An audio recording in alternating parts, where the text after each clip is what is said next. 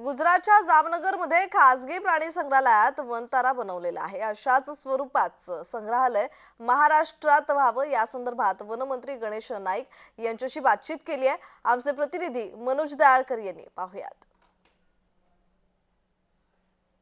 आपल्यासोबत मंत्री गणेश नाईक आहेत, आपण थेट त्यांच्याशीच बोलूया। सर, बिबट्या आणि वाघांसाठी तुम्ही नवीन संकल्प तयार करणार आहेत, काय सांगाल त्याबद्दल?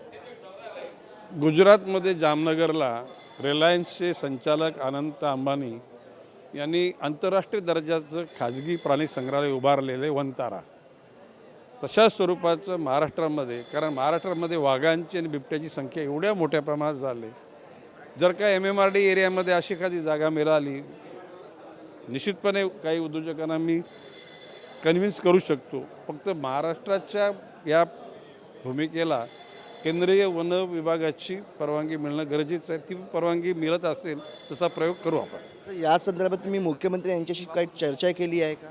कच्चं साधारण स्वरूपाची चर्चा निर्णय झाला तर मग माननीय मुख्यमंत्री उपमुख्यमंत्र्यांशी मी बोलेन।